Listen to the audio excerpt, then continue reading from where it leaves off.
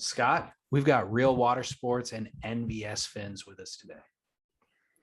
Well, I'm glad you brought up NVS fins because I posted a photo of one of my favorite surfboards made by Wayne Rich, but it has NVS fins on it. It has the album quad set. And I just absolutely love those fins. I don't have a set of NVS fins that I don't like. Like they're all go to me, they're premier top quality, like they're next level. Like I won't even touch too much of the other fins, you know. I've got a Futures NVS, I've got FCS NVS. It kind of feels like top shelf, you know, premier, like when you're cooking with or baking with really good utensils, like you know, what's that like really famous Le Creuset. Yes, thank you. Le Creuset. NVS fins is the Le Creuset of the surfing world. Yes, exactly. You nailed it. That might be an out there reference, however. I'm not sure everyone's going to get that reference. I think anyway, most of our fans, if they've listened over the years, they've become cooking and baking fans just because they listened. But as you state, the NVS fins, they have Futures tabs or FCS tabs. So whatever boards you have, whatever you normally have ridden in the past, you could just use the NVS fins in that tab. But the reason why I think they're high quality is that G10 construction, the laminate that they use. And so they're kind of bulletproof. You know, not only do they hold up forever, they look brand new. The ones that I have that are like 2 or 3 years old look brand new still. Yeah, so. I agree. It's kind of like there's NVS and then there's everything else kind of below it. You know what I mean? Totally. As far as like you just know, you know, it's like, you just know that there's enameled cast iron. It lasts forever. Thank you. So, you know, all the buzzwords. That's what Le Creuset is. And by the way, NVS is also carried. You can get them on surfnvs.com. We don't have a promo code any longer, but they do carry them at realwatersports.com, which is another one of our sponsors. And they're actually in the middle of a midwinter clearance sale right now. Oh. So we always talk about their surfboards, and there's surfboards that are a part of that are literally $200 off. But there's also leashes, traction, board socks, board bags, backpacks, tools, like all sorts of other accessories that are up to 70% off. So I don't know if you behave in the same sort of consumer style that I do, but what I generally do is I'll stock up, like I'll buy like 10 leashes at a time. And I'll buy a box of wax, you know what I mean? And so that it's just like there for me to grab, you know what I mean? Like, so I'm not like always going, oh shit, I got to go again and buy, you know, wax or whatever, or a leash. So I'm going to go over to Real Water Sports right now and stock up on some essentials like leashes, things like that. That's a great idea. Yeah, I don't consume that way, but I probably should, because there's times where I'm out of things, and that's stupid. There's no need for that at this point. No, I don't want to go to the surf shop. You know what I mean? No offense. Totally. I love the surf shop, but when you're on your way to the beach and you just want to get there, that's the last stop. That's exactly it. You nailed it. And you know what's funny, as I'm just looking down in my fin drawer here, I'm like, oh, I'll pull out some NVS fins. I realized all my boards that are in my racks are already stocked with all my NVS fins, so I don't have any in my drawer. They're in the boards. You know what I mean? Totally. Awesome. Well, thanks to those supporters, NVS, surfnvs.com, and of course, realwatersports.com. Yeah, guy. Yeah, friggin' guy. It's a day of complete guyism. And that's because of the Sunset Beach contest, David. Oh my. Oh my. We just completed 2 full days of competition, coming off of the incredible event that was Pipeline. This is a phenomenal follow-up. It's entirely as exciting and dramatic, just a totally different style.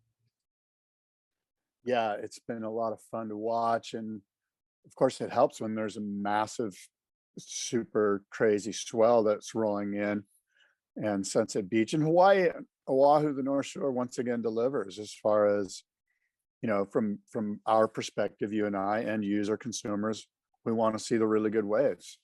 And as we've said, as has been our mantra, the waves are the stars, and that's certainly the case here because it gives these professional surfers the opportunity to showcase their talents.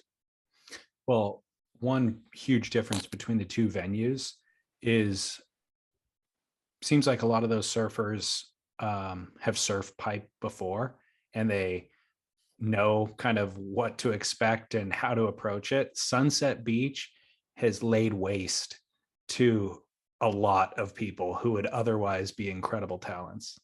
Laid waste, absolutely. It's wiped them clean like a windshield wiper. I mean, Yeah. It makes people look like fools. They don't even know where to sit. By the way, I'm not sure if you can hear me. I can. Okay. Are you having a problem with the audio? Me too. No, you know what I've noticed What? is that I have this horrible habit of making sounds into my microphone when you're talking. Like I'll go like this. I'll go like weird stuff. So I've been taking my microphone away from when you're talking, I'm trying to take my microphone away from my mouth because I end up making all these hideous noises. So it's only taken you 8 years to figure that out? No, I've known it all along, but it's taken me 8 years to come up with a solution, which is going like this. Hold on. The horror. Hold on 1 second. Oh yeah, you sound much better then. Okay, talk again. Yeah. You know Okay, what? sorry. Yeah, I had to change. You sound loud and clear. Okay, I had to change earphones. One of mine wasn't working. I remember one show where you were clipping your nails on air, and and I didn't say anything because I'm like, I don't know. I just don't, and I also don't know like what actually gets picked up by audio, but a listener ended up emailing. They're like, was Scott literally clipping his nails? There's only one sound in the world that could have possibly been. And I was like, yeah, it was. Yeah. Important. It was a male grooming segment. Anyways, Sunset Beach. Sunset Beach. Yeah. So This I'm gonna say you have advocated hard and long for Sunset Beach, and I agreed with you along the way, but I can't take credit for really like calling that exact venue out. You're the guy who at these 8 years that you've been making noise into the microphone, you've been talking about Sunset Beach. yeah, and I've been talking about it like that even before when Marty Thomas and I were doing it, because Marty was a big believer in Sunset Beach on tour. And I think any surfer that's surfed Sunset Beach knows that, first of all, it's a part of our history. I mean, it goes back to competitively, to the Duke event. And of course, 1963, Greg Knoll, like it's just a part of who we are. It's a part of our culture. And to not have the most famous sort of, I guess I'll say big wave venue, but just like larger than life venue, not on tour, is a Travis Sham mockery. And now we have it back on tour, and it's shown why it's important, because it does kind of put everyone on equal footing. Everyone has to figure it out each and every time. It doesn't matter if you've surfed 30 years out there. I mean, it does actually, but Totally. but I mean, as we saw on the first day of competition, when it's unruly and sort of showing all its fangs and the swell's on the rise, it just is. It's a little bit of controlled chaos, and it's a fascinating venue. And I will say that it does help that they have the jet ski assist as far as getting the surfers out into the lineup. They're still getting cleaned up, but it truly is a test of what it means to be a surfer on the North Shore of Oahu, to be able to understand the radical nuance, if you will, of Sunset Beach. And what are your thoughts? I sent you a text on the first day. What were those texts? Do you recall? Yeah, it was about positioning. It was talking about how nobody is sitting outside. And you had your volume down, you were listening to music, I guess. But I will say kudos to the commentary, because Makua Rothman in particular was continually calling that out. He's like, but guys were surfing well on the inside, but he kept saying, like, look, Miles, I could just envision Miles Padaka and Marcus Hickman and Poncho Sullivan doing 4 or 5 swoops out the back and then getting that inside section. So if they're giving this kid a 7 for doing a couple turns on that inside section, imagine if he started on the outside doing big snowboard carves. Yeah, Makua nailed it. I'm glad you brought that up. I did not listen to too much of the commentary, and he's absolutely right. I mean, that's what Sunset Beach is. Now, granted, I will say, it was 15 feet, like it was borderline maxing Sunset. And so what that means, to catch those waves on that very first day, you do need a big surfboard. Like, you cannot ride a 6'10" or even a 7'2" or a 7'4". You need an 8-foot surfboard with about 3.5 inches of volume in the chest, just to be out there, way out there, to catch those things and to move around, just to get to them. And they're such fast moving waves as well.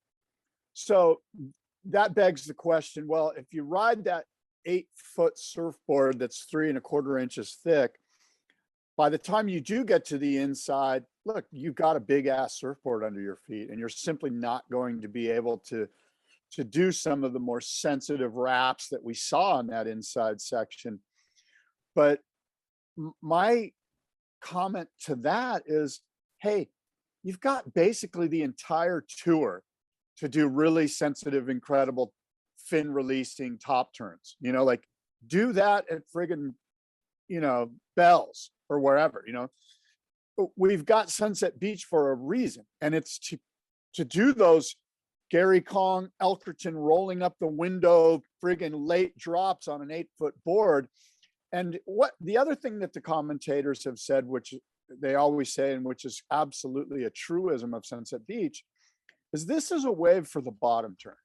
And this outside section is the bottom turn of bottom turns. And if you if your first turn is in rhythm with the wave, you're set up for the rest of the wave. And there's a little bit of a flat spot between the outside and the inside. You've got an 8-foot board. I guarantee you from experience, I know you're going to be able to make it, as long as there's a wall. Some of those just die out. Some of those big sets just go into deep water and there's no corner on it. And that's where it comes into, you got to pick up the northwest ones. The pure west peaks sometimes just fade into oblivion.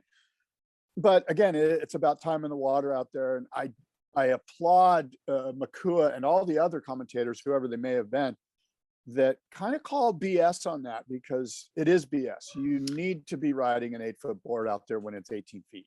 Yeah. And you said, look, we have all these other spots on tour that you can do radical surfing. That's true. But we also have Margaret River that allows you to do kind of what they're doing at the inside section of Sunset, because Margaret River doesn't have that outside section. So we do have what you're saying. We have the shreddable waves, but in between Sunset and the shreddable waves, we would still have guys riding larger boards on an open ocean wave, doing bigger open face carves, So we have everything. The only thing they're not utilizing is exactly what you're saying, the outside section. The one thing I do love about, or not the one thing, but in regard to everything that we're talking about, if you were learning how to surf tomorrow and you got a big day at Cardiff, it would feel like Sunset Beach to you for your very first day out.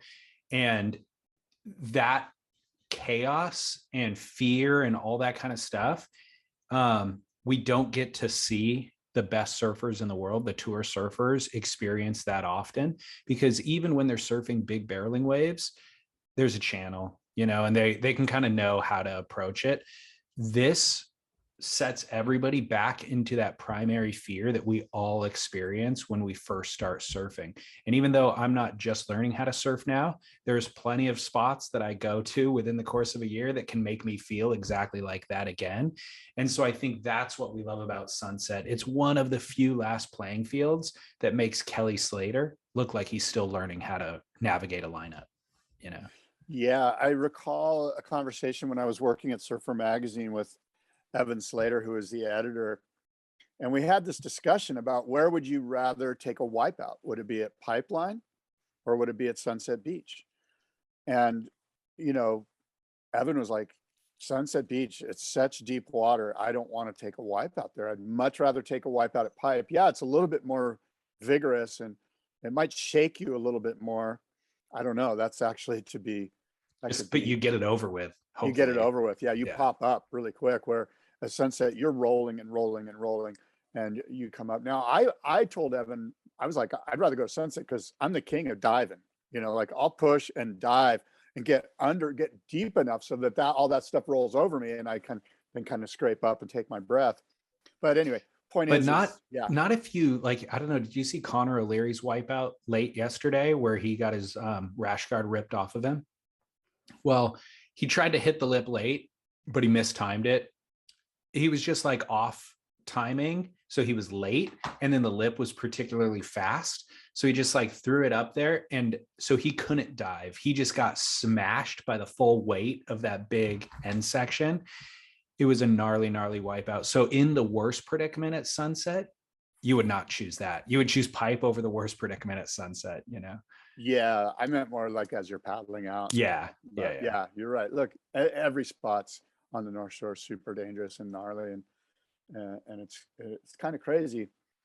But I will say that yesterday, so we're recording, it's Thursday morning here, David, and yesterday was day 2, Wednesday, and of course the swell and everything kind of cleaned up. It tamed itself a little bit. It was still very sizable, and the guys were picking off waves out the back, to their credit. So you know, kudos to them for that. You know, the first day, Tuesday, was just the bottom line is that all of our surf heroes from the past would have been out there. All the guys that, and all the regulars at Sunset are like, this is lame. Look at these quote unquote pro surfers who aren't catching 15-foot West Peak Sunset like, you know, Al Chapman or a host of, you know, Ken Bradshaw. Or, there's, you know, you could name 100 guys that have done it like that in the past in Peter competition. Cole. Mark Fu, Peter Cole. I mean, they're everywhere. And so those guys are all in their cars sitting on the beach going, these guys are lame. They call themselves pros. Yeah. Well, speaking of pros, let's dissect the actual competition a little bit. Let me lay this out for you because I haven't heard the commentary team speak on this yet. Of last year's top 5, let's go down the list. Gabriel Medina, Gonzo. He's in last place. I haven't even seen him yet. Idolo, 2/17. Morgan Siblick, 2 last place. Connor Coffin, I think 2 last places as well, 33rds. The only man remaining of the top 5 is the one guy that we would have expected to not make it in Hawaii at all, and that is Filipe Toledo. Yeah, and that's a great, and that's sort of a great commentary. It's a great way to look at things. And as you know, it speaks more than anything, I believe, to, well, a couple things. One, the crappy waves on tour last year. And 2, just the nature of Hawaii, that it's sort of unpredictable. And the waves are, and the competition and the results of the competition are rather unpredictable. And I think that's what we get here. You know, Morgan Sibilic doesn't surprise me that he's not in it, you know. Connor, yeah, it sort of surprises us a little bit. Connor surprises me. Gabe, we know he's Especially not at Sunset. Yeah. But again, you know, you can't really pick. Sunset's a hard one. Sunset's a hard Super wave hard. to pick who's going to do well. Yeah. It just is. Yeah. And so, like you were saying, Gabriel Medina, that we understand that. But the big surprise is Idolo. Yeah, it is interesting. You know, it's almost like he's having his sophomore slump a year late. Yeah. You know, like he's too frothed, or he's signed too many great sponsorship deals and he's got too much mojo going, and he might have too much on his plate and he's not as focused as we'd hope that. And again, I don't know this to be the case. I'm just assuming. I'm trying to figure out There why. is something about that. There is something about overamp. And I was joking, I think last week, about like him being too concerned about flexing his abs on Instagram. But it's not really a joke. It's kind of like, dude, when you're trying to maintenance all this other kind of artifice, and I don't know, more of like the superficial, getting caught up in the hype, your eye's not on the prize, and the prize should just be winning heats. And that seems to be the one thing that I think maybe he just was it came so easily for him. He was just doing it with such dominance for so long that now he's kind of not focused on it. And there's so many young guns. Like, all this new rookie crop has been incredibly impressive to me. Certainly at the pipe event for the names that we already talked about, but now at this event too, I'm like, holy cow, Jackson Baker, kid's legit. Caleb Robson, Jake frickin' Marshall, holy cow, And so I think that Idolo he didn't even know those guys' names probably, like he was not paying any attention at all, and they're catching him looking the other way. Yeah, it's pretty cool that there's a sense of parity. Whereas before, even you and I were like, who's like, when the tour started this year, we were like, okay, who's in the bottom half? And some guys, I can't speak for you, but I was like, I don't even know if he's a regular foot or a goofy foot. I don't even know who Caleb Robeson is. Right. You know what I mean? Is he Brazilian? Is he Australian? Is he South African? I don't know. Well, yeah. Well, so I think Idolo will tighten everything up. The good news is it's not a long road for Idolo to figure things out. He can easily just make a quick little shift because he's got the talent, obviously, and he's fit enough. But Filipe Toledo is the one thing that I wanted to talk about of that top five, because I said this last week, you poo-pooed it, but I really do think it's actually true, which is it's a result of him being a savvy competitor. The reason why he made heats at Pipe, the reason why he's making heats at Sunset, he's dodging waves that other guys are making. Like Morgan Siblick is like, I got to get on the best wave. And then he finds himself out of sorts on that best wave because he doesn't know Sunset that well. I feel like Felipe is going, I don't know Sunset that well. I'm going to pick off a medium one. I'm going to zing the crap out of it and just see what the judges think of that. And then they give him a 6-5 or a 7, and his competitor is left with one big score and not a backup score, something like that. And so at Pipe, he was kind of doing that too, taking the medium ones, getting a 6. And it's a result of, I think, savvy competition. Yeah, I think you're absolutely right. I mean, this guy's been at this game for a long time. He's truly a professional. I'm sure that he and his coaches are looking at the lineup before his heat and going, hey, where can I manufacture? Or where can I get a 7.5? Where can I get an 8 here? What, and oh, the judges just gave this guy that. Oh, okay. So I'm going to pick those ones off and I'm going to look for that. You know what I mean? You're right. He's just a savvy competitor. He's a professional. In many ways, sort of the polar opposite of maybe what Idolo's doing. Idolo's like, I'm going to go out there and shred. I'm going to just go Tasmanian devil on every wave that pops up. And it's the exact opposite for Felipe, who's much more calculated. He's looking at it. He's kind of got more like Barton Lynch vibe than he does, whatever Idolo's vibe is, Tasmanian devil. Yeah. And it's actually, it took him a few years for that equation to actually work. But with Gabriel gone, with Idolo kind of sidetracked, this is his now moment, and he's delivering. Yeah, they arguably that heat with Ethan Ewing and Felipe was, well, on paper it was. I think it was the highest. Was that the highest scoring heat? I believe it was the highest scoring heat. And I mean, it's unfortunate. I think Rosie said it's unfortunate that he didn't get through the heat because he was surfing on point. He was Ethan. surfing. No, Felipe. You're right. Ethan Ewing is insane. Like he's the closest thing to, I'm going to say he's the closest thing to Tom Curran as far as like panache and style and flow that I've seen in a long time. I'm not saying he is Tom Curran. Please, let's not go that far. That would be hyperbole. But Ethan Ewing is my new favorite surfer on tour. I know you've been a fan of his forever, but I'm sort of jumping back on the Ethan Ewing bandwagon. And I mean, he surfed well at Pipe too. I know he didn't get far, but the guy, I'm thinking Ethan Ewing's going to be a top fiver. His fundamentals and style are so good. Like and Kelly actually said this a while back.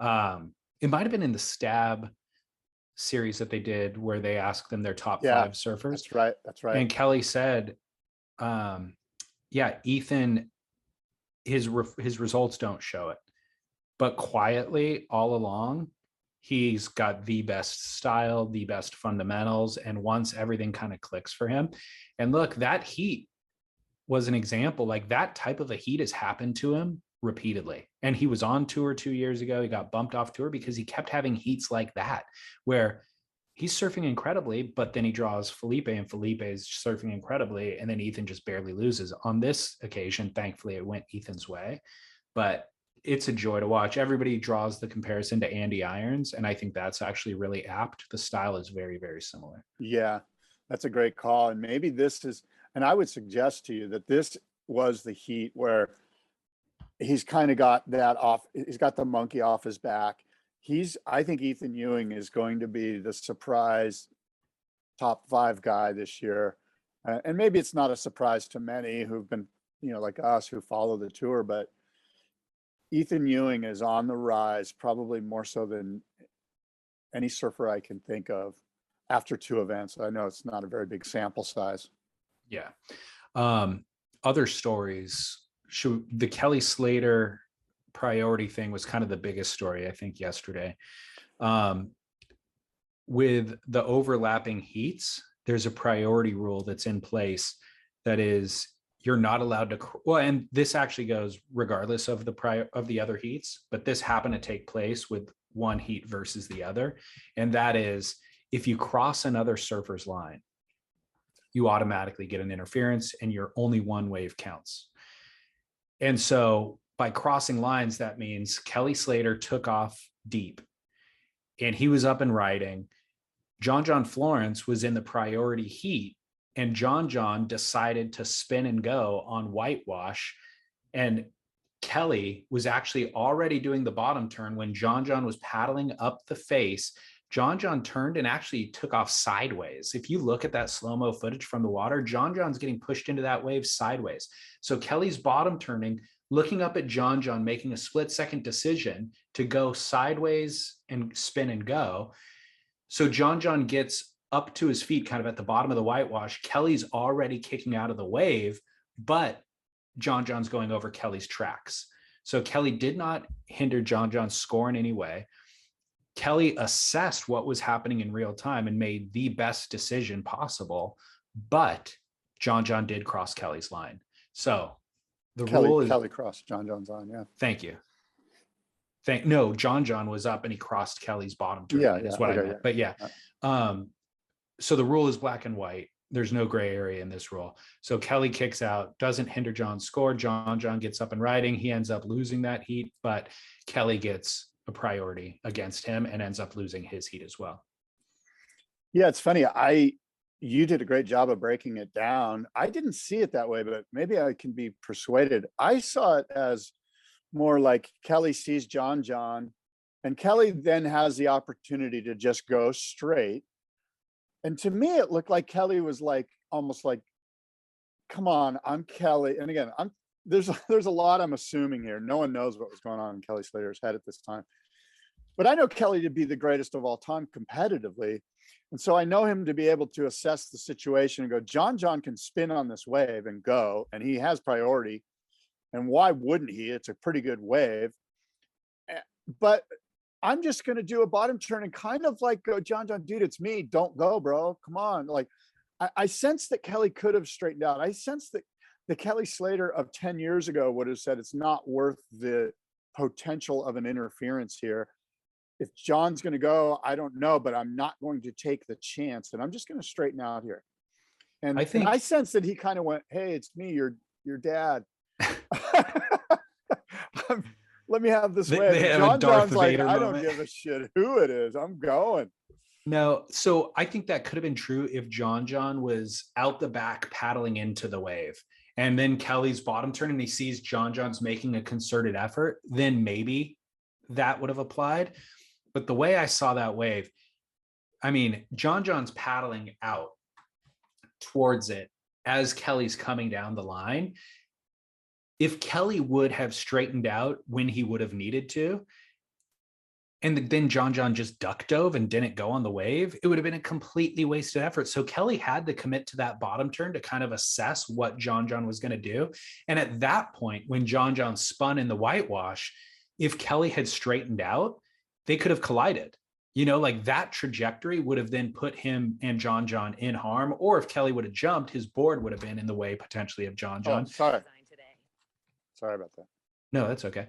So I think that the safest possible line, and again, that line was actually already eroded or rendered not a threat because the whitewash of the wave. You know, like Kelly got out of the way with plenty of time for John to get up and do his thing without really running into Kelly's line. He ran into Kelly's imaginary line at that point.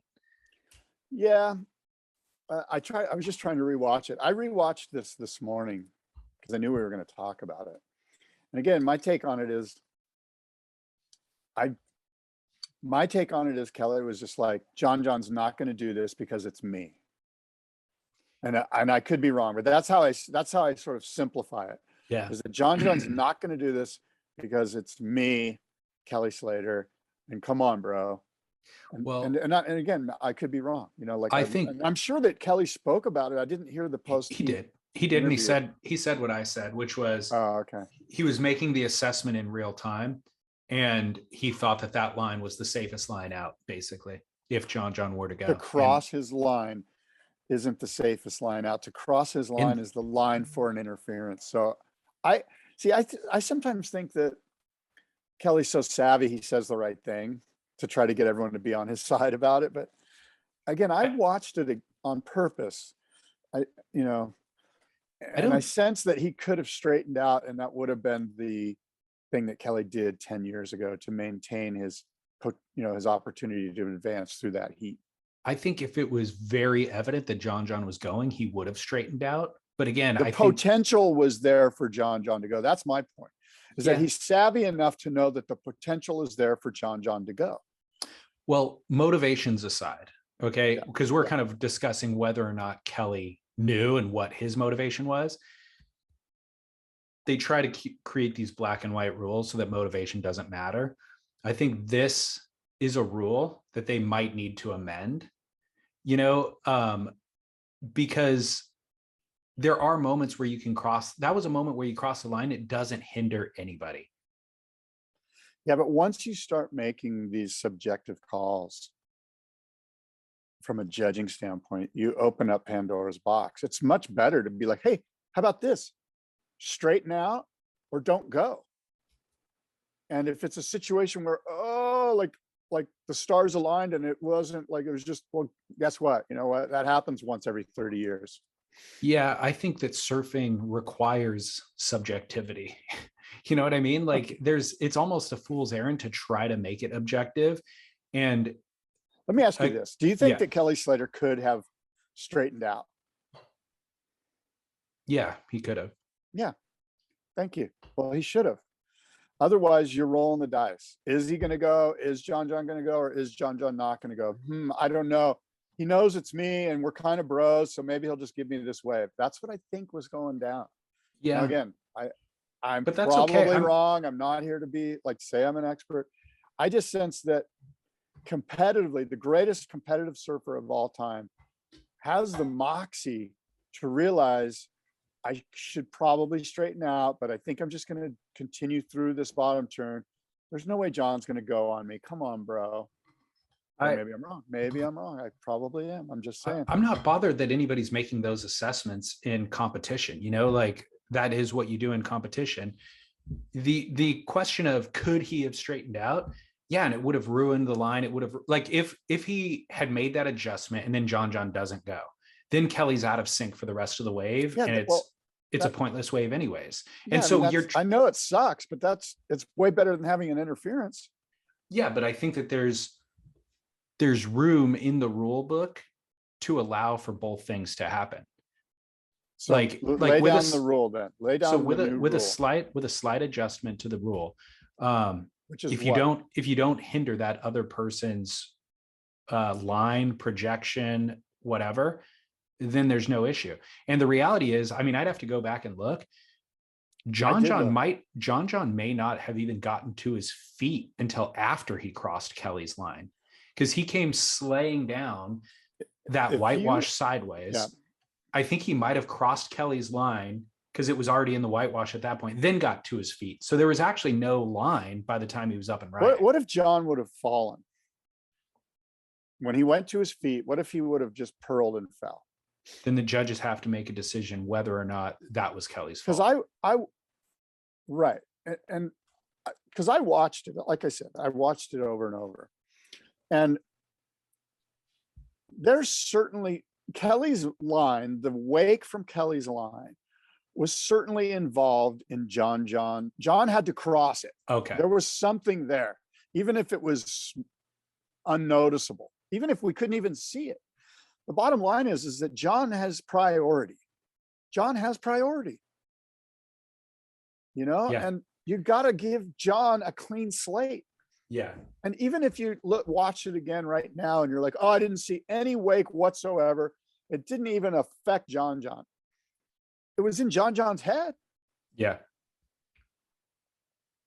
Yeah. If he crossed, if you're right, if there was a wake, then you have to consider that. In my remembrance, even if there wasn't a wake, my point is that well, no, you can't factor that. You can't factor that in, because then what if somebody's just paddling out in your line of sight? He didn't ride the wave. Doesn't matter if what you're saying is, oh, it's in his mind that there was something. Well, that's where you draw the line with the rule. The rule is if you're up and riding on the wave, you cannot cross the line of the surfer who has priority. If you're paddling out, look, that's just life. You know, you're paddling out. You know, that's what happens. Everyone paddles out, but you didn't like go on somebody else's priority and start doing turns. To Kelly's credit, when they did interview him and ask him about it, he did accept blame. He explained his side and why he did what he did, why he made the decisions that he made. But then he was like, look, it is a black and white rule. I was wrong. Like I made the wrong decision. It happens occasionally. And said something to the effect of like, I hate sunset and sunset hates me, or something like that. Really? Yeah. I didn't hear that. I think he said that to Strider when he was paddling out. What do you think? That's actually an interesting point, right? Because this is the one place that's sort of that the GOAT has never, I don't know. I'm sure he's had a result there. I'm sure he's had at least a quarterfinal at some point in his life. He's probably even made the final, like back in I don't think he's made the final. 1999 or something. I think he's avoided the event for the most part. But I mean, it is kind of a black eye, and so I don't know if black eye is the right. Maybe that's too harsh. But hold on, I got to get my dog. I'll be right back. Okay, so my question to you is this: Is the Sunset Beach event and the surf location known as Sunset Beach? Is it? Again, I don't want to say a black eye on Kelly Slater's career. Is there a caveat? Is there an asterisk? Is there something that there's, I mean, he's admitted that it's problematic for him. I know has he won a title at every single event on tour? Isn't that one of his records? I have no idea. That seems kind of odd because there's been spots that were like the Rip Curl Search were one-offs. Yeah. But I think most of the spots where there's been a tour event year after year after year, he's won everywhere. Yeah, I'm not sure. That could be a misnomer. Well, I don't think it's an asterisk or the black eye or anything like that. I think it's a testament to how Sunset is gnarly. I love that it's kind of rendered Kelly human looking, you know. I think it's great. How do you feel? So I was looking forward to seeing him surf Sunset, because even if he didn't win the comp, because it has all of this aura around bad mojo for Kelly, I just wanted to see how he did out there. What did you think about his surfing? Well, I totally agree. And let me be clear. I mean, if you're a first time listener, you might not know this, but David and I are huge Kelly Slater fans, and I so more than you. I'm rooting for Kelly Slater. I would love for him to win the world title. I would, and I want him to do well at every event.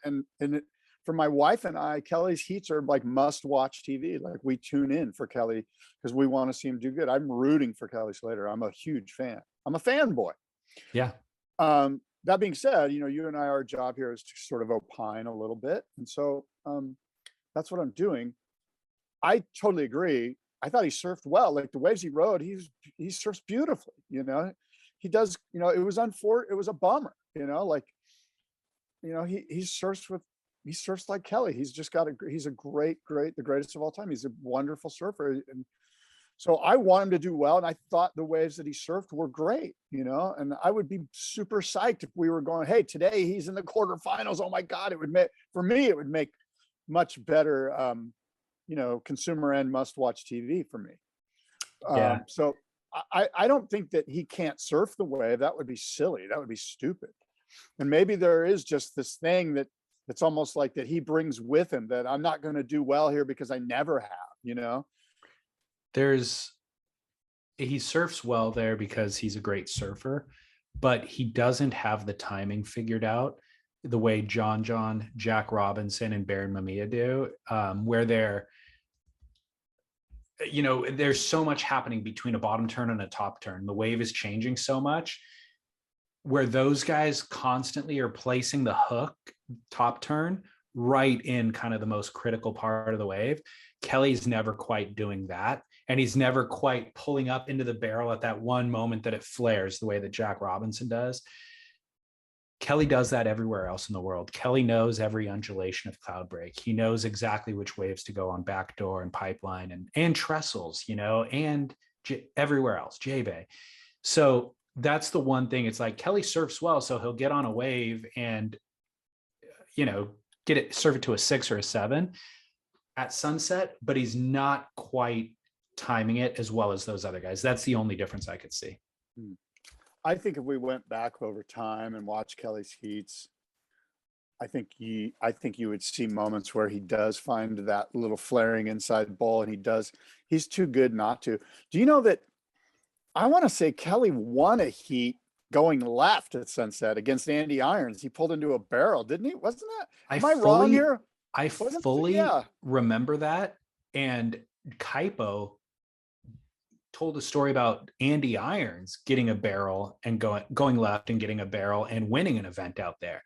And I was like, man, Kaipo's not wrong, I'm sure, but I don't remember that. I thought it was Kelly that I remember him getting a 10 doing it. Yeah. And and for some reason, and we must be wrong because our memories are a little shot, but I remember it being a heat with Andy Irons, and like he got the barrel and he was and he came out in front of Andy Irons. But maybe this is how stories get made up. I don't remember Andy being in the water for that heat, but I do remember Kelly getting a 10 on a left at sunset. But the fact that nobody's mentioned it made me think I was wrong. And then Kaipo telling the Andy story, I was like, I don't know, maybe I'm confused. Somewhere in there is the truth. I'm not sure where it is. And I know that Kelly would remember, and I'd like to hear his take on it. But I don't agree with you that Kelly doesn't have Sunset Beach figured out. I think he does. I think, as we've mentioned, there's so much water moving around there that at certain times people don't look like they're completely on their game. But I think that's the case for Jack Robinson at certain moments during this competition. I mean, I look at guys like Ethan Ewing. Like how much time has Ethan Ewing put out there? I don't know, but I bet Kelly's surfed out there more than Ethan Ewing has. And Ethan looks, I guess what I'm getting at is you just got to chalk that up to Sunset Beach more than anything. And okay, in this event, maybe you didn't see him do the same type of surfing that Jack Robinson's doing, but Kelly agrees with me, so I don't need you to. Kelly stated this is his kryptonite. Everybody on the commentary team is commenting on it. It is what it is. Well, then there is an asterisk. There's no asterisk for Kelly. I mean, it just, you know what I mean? Like the guy's got a glorious career. This one little thing that's his hang up it's just a little kryptonite. Here's my not so hot take. He rides the wrong boards. he likes to ride such small boards, and I think you need a little bit more rail out there or something. It just seems like his boards are a little off. So that could be the conversation about most of the surfers out there. Yes. And again, the commentary team was calling it out. Early Griffin heats. Griffin was riding a 6.2 or something. Thankfully, I know. Thankfully, later he got on a 6.6, and you could tell instantly. It was like, oh my gosh, why is he surfing so much better? It's that extra 4 inches of surfboard, you know? Yeah, yeah. But yeah, there was a lot of surfers who just want to be able to hook it, but it's like. But the crazy thing is, the ones who know best, Kelly and Barron, or not Kelly, John and Barron, they're still riding their 6.2s. Yeah. So the surfers who are expected to do well in this event, Jordy Smith, Jack Robinson, John Florence, Zeke Lau, Connor Coffin, Baron Mamiya, by and large are setting the pace. John lost, Connor lost, but otherwise those other guys have set the pace for the event. Jack Robinson, Jordy, Zeke. Jordy actually lost, I think, but he did. Yeah. Well, he lost to Zeke. Yeah. A couple things. Jordy surfed amazing. He had a really tough heat yesterday, that round of 32 heat against Jackson. Oh, yeah. Baker, Jackson, right? Wasn't it Jackson Baker? And man, Jackson had him on the ropes early, and Jordy just was like, let me show you how it's done out here. And he banged a couple great waves. Got a 7.73 and an 8.5. You know what we often see out here is guys with sort of larger frames, like Miles Padaka, like Jordy Smith. Jake Marshall fits into this. I think Jake Marshall's large, sort of gangly frame is suited for Sunset Beach, much more so than, you know, wherever else he's going to go on tour here, Bells or you know, one of the other smaller wave venues. Obviously, you and I had the Jake Marshall, Carlos Munoz bet from the beginning of the season. Carlos is out with injury. I said, I'm like, Jake at Sunset, like how much experience does he have at Sunset? And you're like, I don't know. You wait and see. Like, I think he'll do pretty good at Sunset. Dude, Jake is the story of Sunset. I mean, he's one of the stories. Yeah. He had at Pipeline, he drew Kelly Slater, unfortunately. So he lost. But out here at Sunset in the round of 32, he had a tough draw too. Who was that? Do you remember? I'm looking it up. But John Florence. Yeah, Jake drew John Florence, and he beat John at Sunset. I mean, that was unbelievable. And so now he's in the round of 16. He took down Connor O'Leary. So now he's in the quarterfinals. Yeah, the quarterfinals are fascinating. When we break them down, and by the way, they're going to happen here. I hope we can get to publish this episode quickly, or it's going to be kind of mute. But moot. Well, it's a matter of whether they're going to run the women or not today, and that's a talking point as well. Oh yeah, that is. Where are the women? Well, let me real quick get to the quarterfinals, and then we'll get into the women. Bear with me here. I'm trying to pull it up. Heat number 1, Kaio versus Zeke. Heat number 2, Baron versus Seth. Heat number 3, Ethan versus Jake Marshall. Heat number 4, Jack Robinson and Kanoa Igarashi. So Zeke gets through heat 1 and beats Kaio, although Kaio's been sneaky, right? Kaio just surfs like, I don't care, whatever happens, I'm not even on tour anyway. And he's just got the loose, he's looser than anybody. And he goes on insane waves and eats crap half the time. And then he's right out the back going on another insane one. You're like, dude, this guy he's unfazable. Yeah. And then Baron and Seth in heat 2, that might be the heat of the day. I don't know who gets through that one, but you sense that Zeke Lau is going to be going up against Seth Moniz in the semis. I don't know.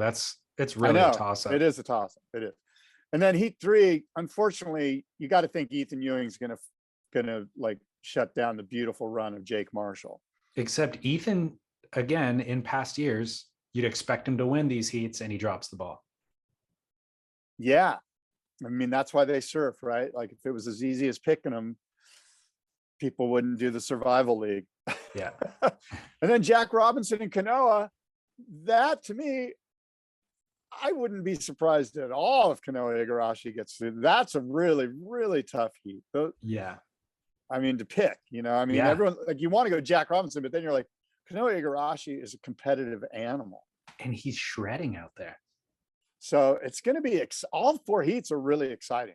You really don't know how to pick them. And, it's not like at Pipe where you're like, okay, if this guy doesn't get a backdoor wave, we know fucking Gabe Medina is going to kill this guy.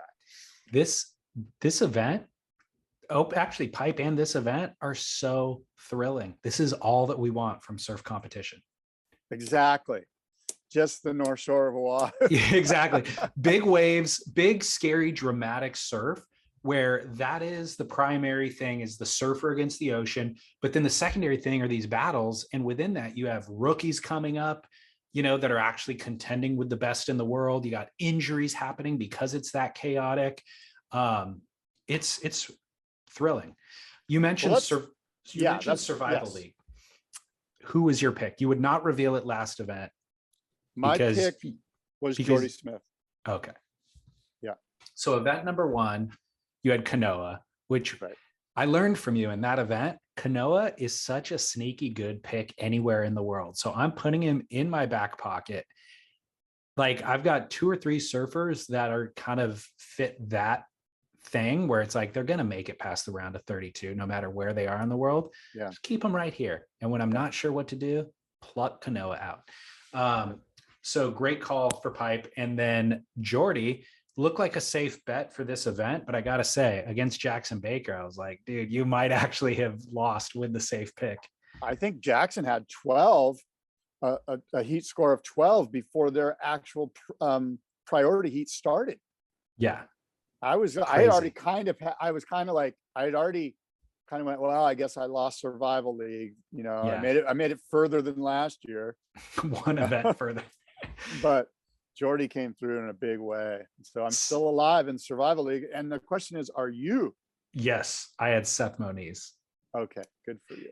So your first pick was Jack Robinson? No, you had Kelly, right? I had John for Pipe. Okay, John's. So you don't get to pick John, and you don't get to pick Seth Moniz. Which I'm okay not picking Seth again. And to be honest, I did not feel confident about him going into Sunset. It was a really risky pick for me. I agree. I told you my strategy from event number 1. I go, here, I'm just going to pick who I think is going to win the event. That's my strategy for the season. Yeah. I only did it for the first event. I went into Sunset, completely changed my strategy, and then was white knuckling the entire time because he's barely made it through his heats. And in the heat, the round of 32, he had Joao Chianca. Freaking, that was the closest heat ever. And Joao, right after the buzzer, got a wave that would have been the score. Right after the buzzer. And Seth actually thought that it counted. So Seth himself thought that he lost until he got to the beach where Laura Interver is going to interview him. And she goes, no, that was after the buzzer. And Seth's like, oh my gosh, really? Wow. So I barely survived, survived. But I'm glad because I don't really want Seth for any other event on tour. So he's worth ditching at this event. But that also leads me to think he hasn't peaked yet. So Seth has kind of been finding his footing. I could see him coming in hot into the quarterfinals. Yeah, that heat, I mean, like we said, all 4 of these heats are going to be exciting. One of the things that you mentioned about Seth not being sure if Joao Chianca had caught the wave in time speaks to something that I think is sort of important to know, which is how difficult it is for the surfers in the water to know what the situation is relative to how much time's left or what waves they need or what wave score they got. That stuff, that's another thing about Sunset Beach. It's so far out there and so much stuff's happening weather-wise, conditions-wise, that it's really kind of hard to gauge where you're at in the heat. Well, they've solved that. They're all wearing Apple Watches now that have their scores, the priority, the time, all that stuff I didn't know that. That's fascinating. It's brand new. Apparently they've been kind of in beta for a while, but they're implementing it now. Oh, that's really great. Good for them. And the caddies in the channel are also up to date on all that stuff. And so they can kind of communicate. Yeah. So one other thing, I want to touch on Carlos Munoz because he was injured at Pipe last time we spoke. We weren't sure where that shoulder injury came from. Jimmy Hogan took to Instagram and explained it and broke it down. There was a wave in Carlos caught earlier in that heat at backdoor, where he got a sick one. He got a good score on it. And then as he was pulling out on the end section, he got sucked over the falls. And that's where the shoulder got dislocated. And he didn't know it at the time. He felt an injury, but he just wasn't sure that it was, or didn't know it was as bad as it was because of the adrenaline. So he paddled back out and then kind of realized the seriousness of it. So he has since undergone surgery, and the surgery went well, but that's all we know. We don't know recovery time yet. Yeah, well, that's unfortunate. And we wish Carlos the best. We want to see him back out there with the jersey on, winning heats.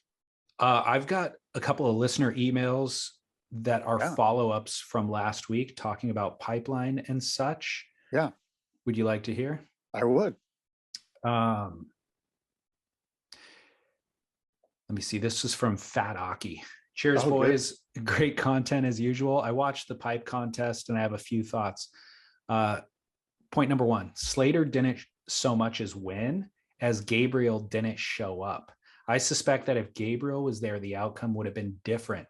Makes me think that like Slater of years past, Gabriel's very presence upsets the possibilities of most of the top five from winning contest and world championships. He dominates so completely that he sucks the opportunities from the competitors like some massive Brazilian black hole. How many titles for Slater if Gabriel didn't exist? 12, 15? It's a great point. Point number two, this moment now is a true test for how far Kelly has evolved as a person, how much spiritual growth and humility he has come to on his journey. If Slater retires now, he gets to be Obi-Wan Kenobi. This was pre-sunset event. If Slater retired right after pipe, he gets to be Obi-Wan Kenobi, untouchable by any heat loss or internet troll forever. He can get his pipe wild card. He can play golf with Benji and live in peace until he dies. If he chooses to stay and try for another world title, he turns into Darth Vader, tortured and angry forever.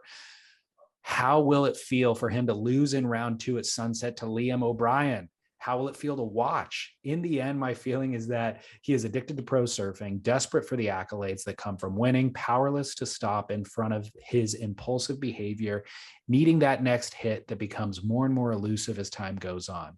We will probably be forced to watch him shrivel on tour like a strung out junkie to finally be forced into retirement at some sad mid-year cut. Oh, well, like all 50-year-old surfers, I am proud and stoked for him today, at least. Congrats on the baby, David. Fatherhood suits you. Cheers, Fat Aki.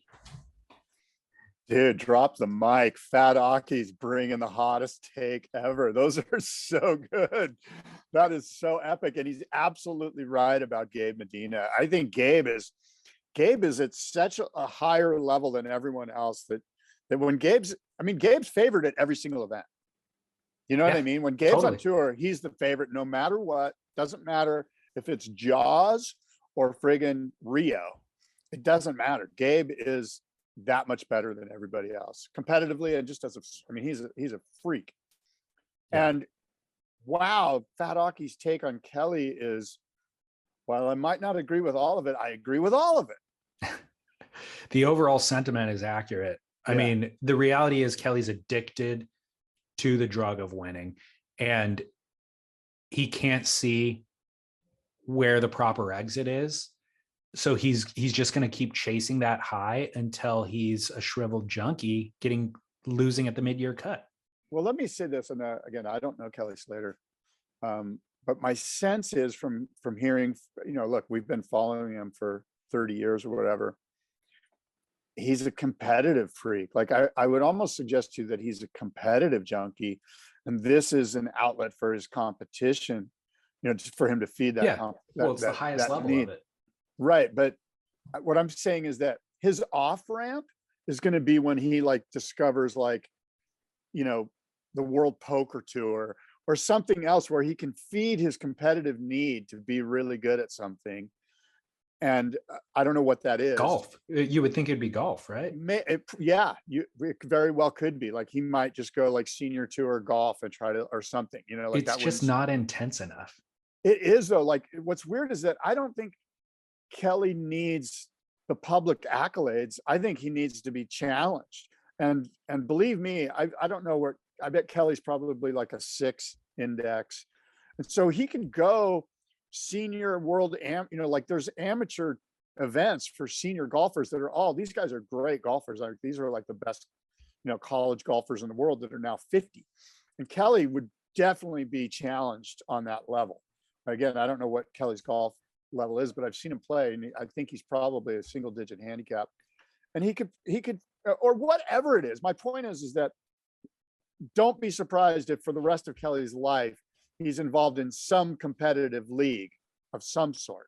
Yeah, but to Fat Aki's point, I don't think that Kelly elects to do that instead of surfing until surfing completely runs off without him. I totally agree, because right now this is the easiest way for him to get his competitive fix. It's like right in front of him, and oh, by the way, everyone wants him to do it, and there's TV involved, and there's notoriety and blah blah blah, and and he's the best. He's still the best at, he's the competitive certain venues. Look, I want Kelly to win the world title this year. I'd be psyched. Yeah, well, given the venues, he can. If we keep getting great surf, I think he can. Although Seth Moniz is holding the yellow jersey right now, coming out of this event so far. No matter what. I don't know if it's no matter what. Is it now? Well, he's in second. He was in second place, right? So yeah, now that he's in the quarterfinals, but I'm trying to think who else. Caio Abelli is the other. How would it be if Caio Abelli has the yellow jersey after this event? Incredible. That totally would be incredible. Somewhere there's an indictment of something, whether it's the surf industry for not sponsoring him, or I don't know what it is. He's on Rusty now. He got on Rusty after last year. Okay. So the other email, or there's 2 other ones. Hey, Scott and David, thanks for the last episode. Great pipe wrap, especially the omissions by the WSL. I felt like I was on crazy pills watching the comp, and great to hear that you felt the same way about a lot of the things that happened.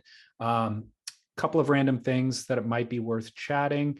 First one I'm going to gloss over. The second one, though, he said, Tyler Wright said in an interview, and this was on ABC News in Australia.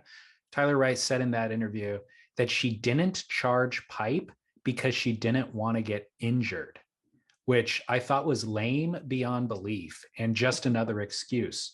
But when Carlos Munoz gets injured out there, Liam O'Brien broke his foot at pipe the morning before the event started. Maybe she actually has a point, or maybe that actually makes her look extra lame. I don't know. Anyways, food for thought, just in case these are new ideas. Feel free to mention it or just ignore me. All good. Haha. Well, look, nobody wants to get injured, right? I mean, that kind of goes without saying, but they go and they do it anyway because that's their calling. They're professional surfers. If you're a professional surfer, you have to surf pipeline. Agreed. If you can't surf pipeline, you're not really a professional surfer. Now I'm not saying that Tyler won't overcome this, because she's a stud. She's a stud, maybe isn't the right word, but she's a professional. I mean, I think it's unfortunate that she let that out of the bag. I think that's something that probably should have been held internally and worked through with her coaches and stuff like that. Look, completely agreed. You don't want to show your weaknesses like that. That is not a good strategy. But furthermore, it's alienating your fans. You're exactly right. In the history of surfing, pipeline is the big beast that you want to conquer. And so it's okay to say, I'm afraid to do it, but you got to paddle out there. And if you're given the opportunity to do it with one other surfer, with full security or safety teams to rescue you, with all the cameras, millions of dollars on the line, in potential earnings, you have to go out there. You have to go out there and dig and give it a go. And when we see, certainly the 2 examples he gave of guys getting injured, but in the past, Laurie Towner getting his shoulder dislocated, coming to the beach, having it popped in, and then going back out, well, dude, the most dangerous day ever. I want to say it was like 79 or 78, but it was like Beaver Massafeller almost died out there, like literally. And then Chris Lundy, the very next heat, it was just like, it was unruly, death-defying, crazy groundswell meets windswell, stupid pipe that I don't even think today they would have had the event. Yeah. But so to your point, people have been dying at Pipeline for a long, long time. Which some listeners are going, yeah, that's why she didn't want to go out there. She's Right, preserving her career. But I'm saying you don't have a career. Careers are made. Yeah, careers are made by going on these. And by the way, those days, they were big, scary pipe, but they weren't out of control pipe. Like she could have gotten waves out there. So I have had criticisms about Tyler Wright. This falls right in line. I think my criticisms were accurate. I assessed her correctly, and I'm not a huge fan. Yeah, I'm not a fan either, but I do hope that we'll all be rooting for her if she overcomes this lack of desire to surf Pipeline.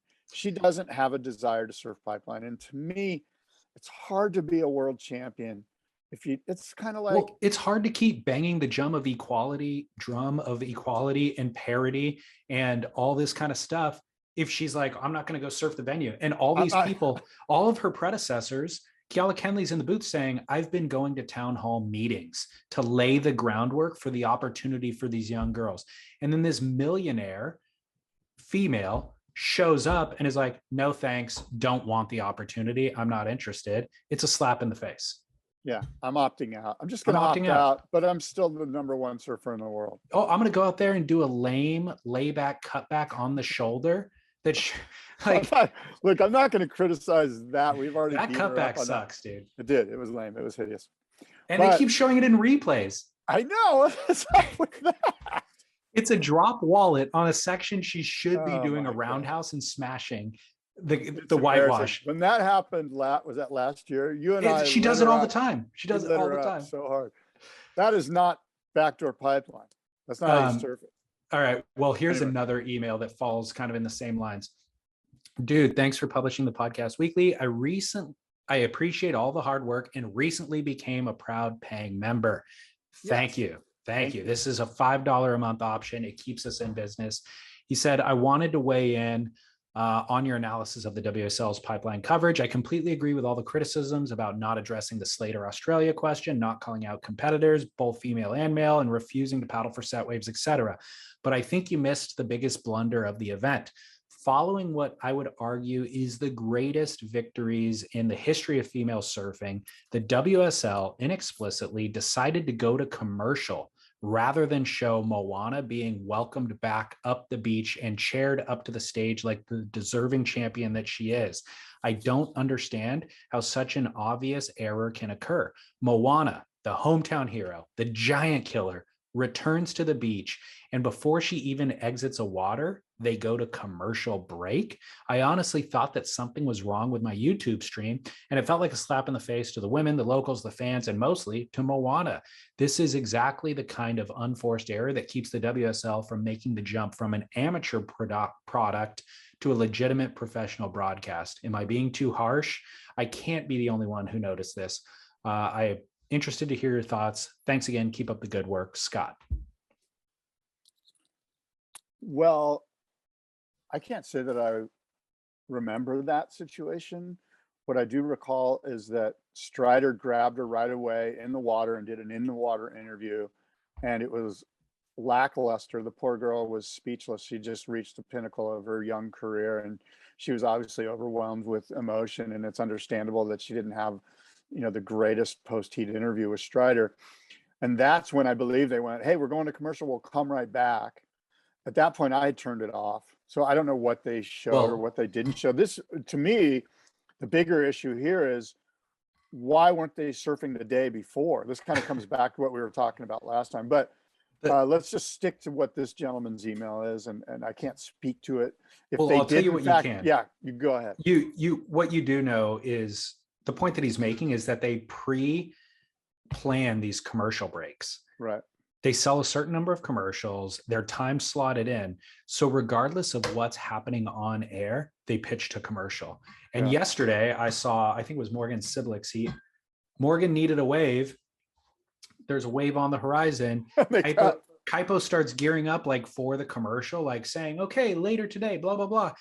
And they cut to a wide angle panning back like a drone shot, and you see Morgan dropping into the wave and going into a bottom turn, and then it cuts to commercial. And I'm like, you guys can't constantly do this. And so I agree. I did not see the Moana thing that he's talking about as well, because I had people over and we had the volume down, but they do this constantly. They cut to commercial. If you're going to build all of this anticipation for these moments, and like he said, the hometown hero, she just knocked out the champ, she got barreled at Pipeline, all this stuff, and then it hits the pinnacle, you don't cut away at the pinnacle. Broadcast 101. Yeah, it's true, and I'm glad you brought it up. It's maybe WSL will look into this from from a direction standpoint. There's got to be a more nimble way to deliver the commercials. There can be an inset would be an easy solution, but maybe the advertisers go, well, we don't want to pay full price for an ad if there's something else on the screen. So there's got to be a more nimble way to incorporate the commercials either into the broadcast or something.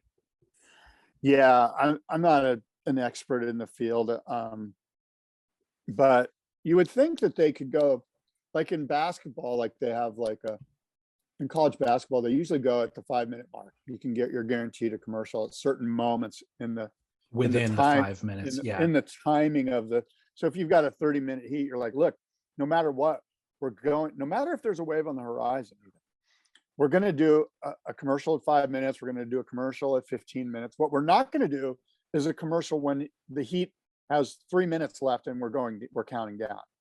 Like, we're not going to ever do that, which I don't think they do. I don't think. Well, no, the problem is when they're running overlapping heats, even if they do the commercials at the end of the heat, it's in the middle of a different heat. Right. But my point is that I'm sure that they're going, look, if something happens, we'll just go to the replay. When we come back from commercial, we'll tell the people what they've missed. We've all seen that happen. Yeah, that's what they are doing. I think that, look, at some point you got to run a commercial, and you just don't know when friggin' sets are going to come. Yeah. So I think they can figure out a creative solution. You are smooth. You're constantly vying for a job over there. They need to hire you as an overall consultant. Actually, why hire us when they can just listen to us and get the information for free? Like they have been for a number of years. So the WSL is in hot water in 2 other stories. I've got to kind of get off and move on with our day here pretty quickly, but we need to at least touch on this. We could do a deep dive next week if you want. Yeah. But WSL's in hot water in 2 different stories. Alex Botello sues the WSL for his injury last year at Nazare, and then Joel Tudor is going to war with them on Instagram for their kind of not being actually equal opportunity employers, him arguing that the longboard tour is not paid appropriately, and in fact they're using and benefiting from all of the longboard Instagram posts, imagery during commercials, all that stuff, kind of using longboarding, which gets the best engagement out of anything that they do, and then not paying them appropriately, and then dwindling the tour down to 1 event for this year. Do you have thoughts on either of these stories? You know what?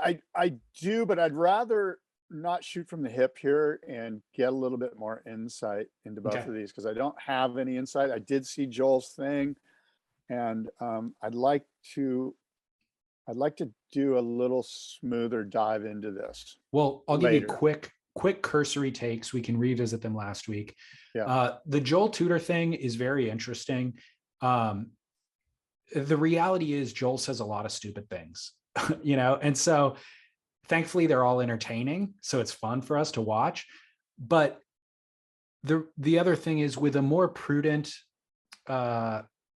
mild-tempered person, they often don't say anything, even when things need to be said. The important things tend to be said by guys like Joel. So of the 8 out of 10 things that Joel says that aren't worth really paying attention to, occasionally 2 out of 10 are very salient. And this is one of those things. I think Joel makes some fascinating points. What was interesting was, so he posted this graphic of like, look at how much engagement all of these posts get that are featuring longboarding. And yet the WSL doesn't support longboarding. They get paid less, and there was 3 events on. He's their current longboard champion, by the way. There was 3 events on tour last year. Now they're going to be dwindling us down to 1 event. So he posted that. It got a bunch of traction. The WSL then, he said Jesse Miley Dyer contacted him personally. They sent out this press release, or I don't know if it was a press release or just a letter to all of their staff saying, sorry, I don't know if you can hear that, saying like, hey, Joel, would you please take down this post? It is not helpful. So then Joel posts all of that conversation. It's like, hey, the WSL asked me to take it down. F them. He tags the New York Times. He says, look, they're saying they want equality or that they are equal opportunity, and they're not. Anyways, it's all interesting fodder. We can discuss it at length next week. The other story, Alex Botello sues the WSL for, quote, gross negligence, fraudulent concealment, intentional and negligent misrepresentation. Botello alleges psychological injuries from the accident, including the accident. Remember, he got injured on the back of the jet ski. He was in the water for 6 minutes before they got him to the beach. This whole lawsuit is stating that they didn't have enough ski teams in the water. In advance of the event, they said that they would have a safety team for each surfer, and they didn't. And so he said, as a result, psychological injuries from the accident, including nightmares of drowning, sleep and mood disturbances, gradually dissipating fear of entering ocean water again. He also lost various sponsorships and income as a result of his inability to compete. The alleged claims of negligence, fraudulent concealment, intentional misrepresentation, and negligent misrepresentation. He seeks damages for past and future expenses and loss of revenue, as well as punitive damages and attorney fees. Wow, this is a lot to unpack. There's a lot going on here. According to Alex, the WSL greatly exaggerated the event's safety measures and then coerced competitors into signing waivers of liability after competitors realized the promised safety measures were not present. In the months before the event, Botello and other surfers... How were they coerced? I have no idea. What did they do? I think there was a gun to somebody's head or something. Other surfers became concerned about the adequacy of the safety measures proposed by the WSL, prompting the surfers to propose that each team be provided with a budget to assemble their own handpicked safety team, but that was not provided by the WSL. So what are you want to do thoughts on this next week? My general thoughts on the second story here, but we do need to do a deeper dive, because my general thoughts are,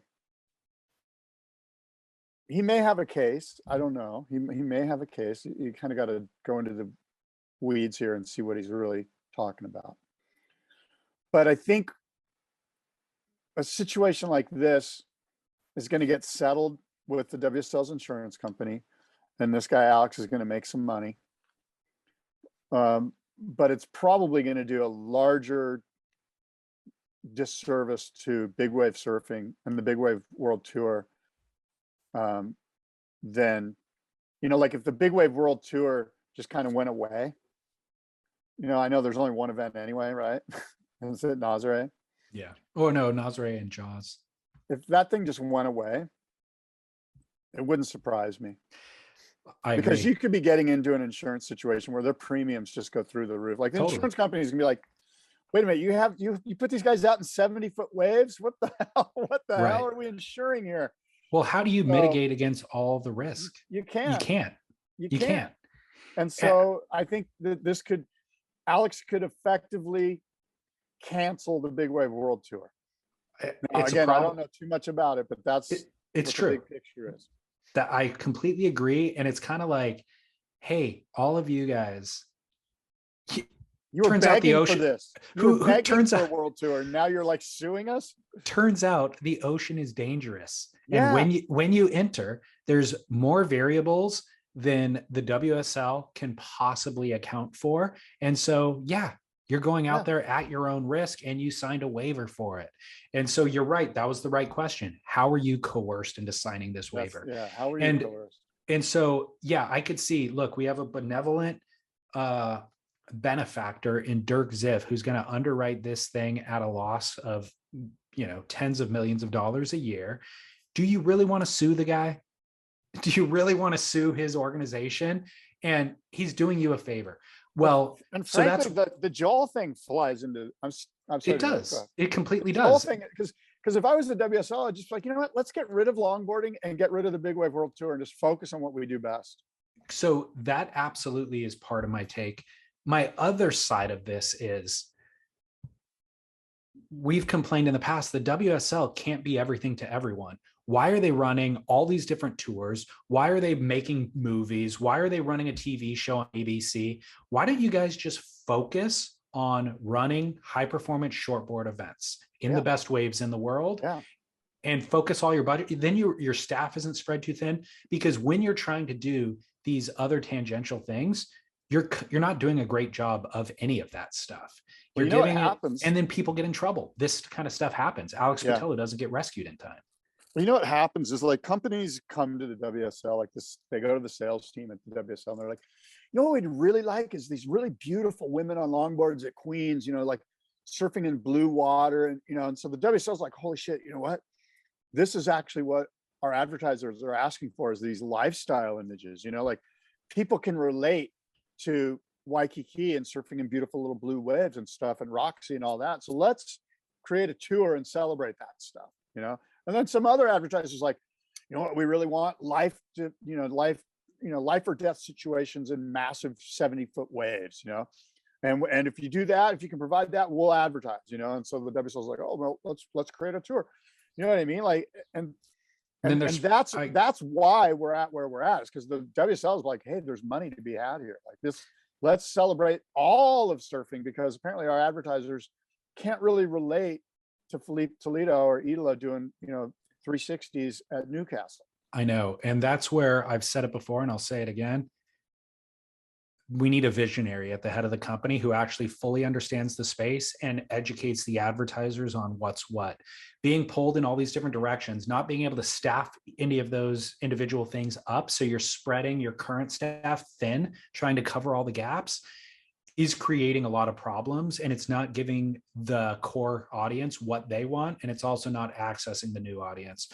So when you look at visionaries, when you look at Steve Jobs, when you look at Elon Musk, when you look at Jeff Bezos, Bezos is like pilfering his exact sellers on his platform. His greatest sellers in his marketplace, he's stealing all their IP, he's stealing their data, he's stealing their IP so that he could produce an Amazon Basics version that's better than theirs. But they're so indebted to him, they can't get out. And he's telling shareholders, don't worry if they're pissed. I've got a bigger vision here. And I'm going to have a Basics version next year that we are then go. And then, you know, and it's like his vision is so long-term and he's working towards it. Nobody can see it in the moment, but he's working towards it. I do not feel like that is what's happening here. It's not that we have a Big Wave World Tour and all these other things, because they're all going to own everything in the future. They're just poorly done along the way for these short-term money grabs, is what it looks like. Yeah, I think you're right.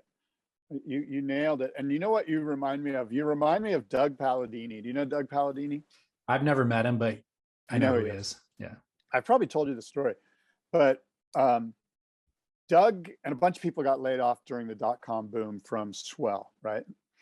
And Doug was out of work for a little while, and he used to write these new email riffs to the surf industry, basically like his take on what's going on in the various space in the surf industry. And one of his main targets was Vans. He used to just be like, Vans has this golden opportunity and they're absolutely blowing it. Like email after email once a week would be like Doug on, this is what I would do to fix Vans, you know? And finally Vans is like, holy shit, let's hire this guy. And this is why you remind me of Doug Palladini, because you and I are basically solving the problems for the WSL, explaining what we would do to make it better. And they'd be wise to hire you as their visionary. And the end of that story is Vans is killing it. Vans is killing it. Ever since Doug took over, he implemented all of his policies. And Doug, you know, he's a brilliant business guy, you know. And so, yeah, Vans is absolutely killing it. And I would suggest to you, in large part, to Doug's vision. Completely agree, Van. And I love Vans as a brand. They've, interestingly, continued to remain loyal to the core, or like relevant to the core. Core skaters, core surfers still love Vans, and they're selling shoes, backpacks, clothing in Ohio. Yeah. And by the way, to rich kids in Ohio, and to the trailer parks in Ohio, Well, the thing is and that everything in between. Vans was relevant to kids in Ohio in 1976. You know what I mean? Like that was still their core market, was a bunch of skate kids in Ohio. So Yeah. they have that blessing that they're not sort of, you know, infenced, if that's a word, or fenced in by the coast, the way Yeah. surfing. But in addition to that, it's not just the skater kids in Ohio. It's also the non-skaters. And the little detail there is that the skater kids are still wearing it despite the non-skater kids wearing it. Right. Because when I was a kid, Airwalk was the core skate brand. Yeah. And as soon as they kind of transitioned and tried to grow the brand and there was non-skaters wearing Airwalks, it was just like, screw that. I'm moving on to Etnies because now the whole footwear market's kind of funny. It's just like silly. All right, I'm late. Yeah, I gotta look, get going. we're going down a wild. I'll tell you what. We're going to watch sunset today. The finals, I think, is today. We didn't even talk about the women. However, until next time, adios and aloha.